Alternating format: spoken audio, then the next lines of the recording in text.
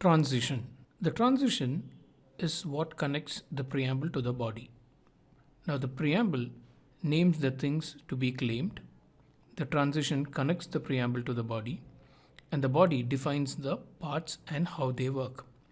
Now, there are different types of transitions, but for now, we will just look at the two predominantly used transitions. Comprising is a word which is used as a transition. Comprising or its various different forms, like which comprises, is also alternatively used.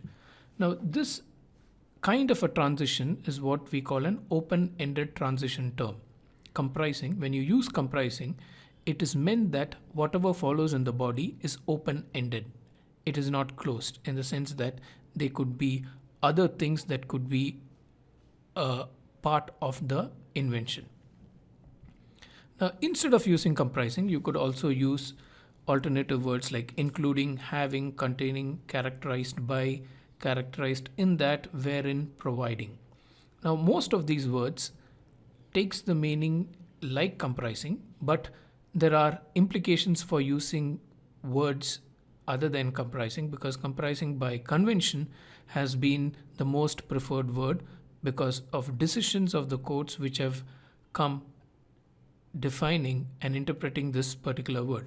So if you use having instead of comprising, there could be certain implications that may come on the context, but it's much safer to use comprising, though there are equivalent words. So you would always, given a choice of using a word containing and comprising, it's safer to use comprising because of the way in which the patenting convention has evolved. Now, other than comprising, you could use consisting. Now, consisting or its other words like consists of are regarded as close-ended transition terms, meaning which when you use consists or consisting or consists of, then you are essentially closing all the elements in that claim. So the body part which has different elements, if you use consisting, it means that it only has those elements. They cannot be anything further. So the claim is a close-ended claim. Now, this is usually used for chemical inventions where the limitations are essential.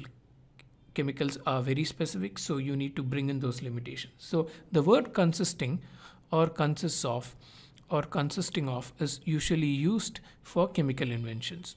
Now, there are also other words, consisting, having, being. You will note that having also figures in comprising and in consisting. So it's based on the context. In a context of chemicals, if you use having, then it is understood as a close-ended transition term. Now, there could also be another usage of consisting, like you could say consisting essentially of. Instead of saying consisting of, you say consisting essentially of. Now, this term, consisting essentially of, has been interpreted to be in some place between consisting, which is a closed interpretation, and comprising, which is open. So you would use consisting essentially of when you don't want it to be either fully open or closed.